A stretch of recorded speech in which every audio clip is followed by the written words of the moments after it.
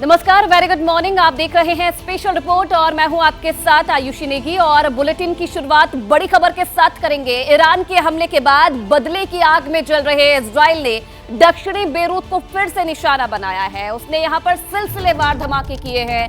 इन धमाकों की आवाज से बेरूत दहल उठा। लेबनान की राजधानी में जोरदार धमाकों की आवाज लगातार सुनी गई। हिजबुल्लाह के गढ़ में एक के बाद एक धमाकों से दहला लेबनान का बेरूत। इजराइल का हिजबुल्लाह के ठिकानों पर हमला, लगातार जो हमले हैं इजराइल के वो तेज होते जा रहे हैं और ये हमलों की आवाज आप सुन सकते हैं।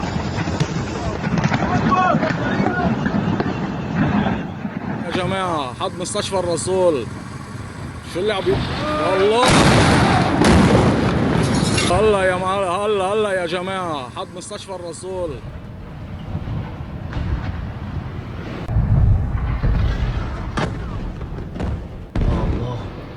يا الله तो ये तस्वीरें आप देख सकते हैं किस तरीके से एक के बाद एक सिलसिलेवार धमाके किए गए हैं बेरूत में और धमाकों की आवाज भी आप सुन सकते हैं। लेबनान की राजधानी में जोरदार धमाकों की आवाज लगातार सुनाई दे रही है। इजराइल लगातार यहां पर हमला कर रहा है और सिलसिलेवार तरीके से किस तरीके से लेबनान का बेरूत वहां पर किस तरीके से इजराइल की तरफ से धमाके किए गए हैं। इन आवाज से आप अंदाजा लगा सकते हैं कि किस तरीके से वहां पर तबाही का मंजर बना हुआ है। लगातार हिजबुल्लाह के ठिकानों को निशाना बना रहा है इजराइल और हमले लगातार तेज होते जा रहे हैं। इस बार जो निशाना था वो लेबनान का बेरूत था, जहां एक के बाद एक मिसाइलों से हमले किए गए और लगातार सिलसिलेवार हमलों से दहल उठा लेबनान का बेरूत। धमाकों की आवाज और धुएं का गुब्बार आप देख सकते हैं। एक के बाद एक किस तरीके से लगातार धमाके हो रहे हैं। इजराइल ने हमला किया, किस तरीके से लेबनान इससे दहल उठा। धमाकों की आवाज से आप अंदाजा लगा सकते हैं कि किस तरीके से इजराइल के जो हमले हैं वो लगातार तेज होते जा रहे हैं। एक के बाद एक कई हमले बेरूत में किए गए। धमाकों से जो लोग हैं वो सहम उठे।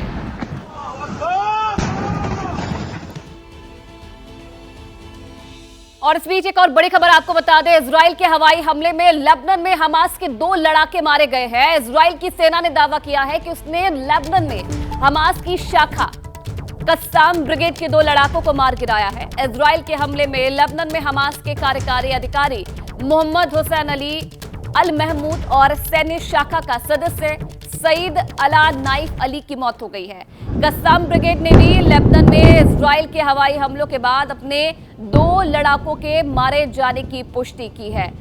इजराइल और लेबनान के बीच जंग जारी है। इजराइल के हमले तेज होते जा रहे हैं। हिजबुल्लाह को निशाना बनाया जा रहा है और इस बीच ये जानकारी मिल रही है, इजरायली सेना ने यह दावा किया है कि उसने लेबनान में हमास की शाखा कस्साम ब्रिगेड के 2 लड़ाकों को मार गिराया है। लेबनान में हमास के कार्यकारी अधिकारी मोहम्मद हुसैन अली अल महमूद और सैन्य शाखा का सदस्य सईद अला नाइफ अली की मौत हो गई है।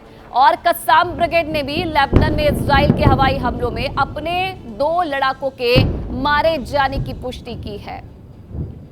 तो 2 लड़ाके जिन्हें ढेर कर दिया है इजराइल ने और जो हमले हैं वो तेज होते जा रहे हैं।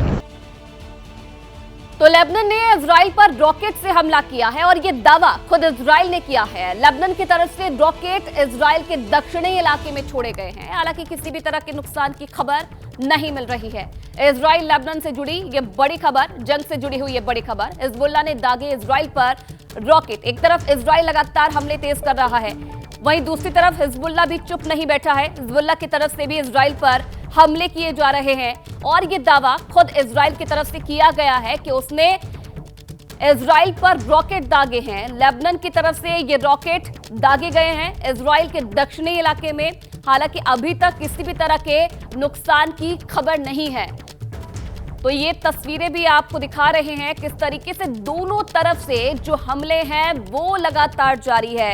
एक तरफ इजराइल लगातार निशाना बना रहा है हिजबुल्लाह को, तो वहीं दूसरी तरफ लेबनान से लगातार हिजबुल्लाह की तरफ से जो अटैक है इजराइल पर किए जा रहे हैं। अब देखिए, ईरान के परमाणु ठिकानों पर अगर इजराइल हमला कर दे तो क्या अमेरिका उसका साथ देगा? अमेरिकी राष्ट्रपति जो बाइडेन ने पिछले दिनों पूछे गए सवाल का जवाब नहीं में दिया था। लेकिन अब अमेरिकी राष्ट्रपति पद के लिए रिपब्लिकन उम्मीदवार डोनाल्ड ट्रंप ने बेहद आक्रामक बयान दिया है। ट्रंप ने एक चुनावी रैली में कहा है कि उन्हें लगता है कि इजराइल को ईरान के परमाणु ठिकानों पर हमला करना चाहिए, बाकी बाद में सोचेंगे। I listened to Biden yesterday. When they asked him that question, the answer should have been hit the nuclear first and worry about the rest later. And that's what they should. That's what if they're going to do it, they're going to do it. But we'll find out whatever their plans are. इधर Israel के प्रधानमंत्री Benjamin Netanyahu ने France के राष्ट्रपति पर पलटवार किया है। इजराइल के पीएम हथियार प्रतिबंध अपील को शर्मनाक उन्होंने बताया और दावा किया कि वो उसके समर्थन के बिना भी जंग को जीतेंगे। दरअसल फ्रांस के राष्ट्रपति के इजराइल को गाजा में इस्तेमाल होने वाले हथियारों की बिक्री रोक देने की बात कही थी, जिस पर इजराइल के प्रधानमंत्री नेतन्याहू ने ये बयान दिया है। उनका कहना है कि इजराइल पर हथियार पाबंदी की बात शर्मनाक है। I have a message for President Macron. Today, Israel is defending itself on 7 fronts against the enemies of civilization. We're fighting in Gaza against Hamas, those savages who murdered, raped, beheaded, and burned our people on October 7th. We're fighting in Lebanon against Hezbollah, which was planning an even greater massacre than October 7th on our northern border. We're fighting against the Houthis in Yemen and the Shiite militias in Iraq and Syria. And we're fighting against Iran, which last week fired over 200 ballistic missiles directly at Israel. Yet President Macron and some other Western leaders are now calling for an arms embargo against Israel.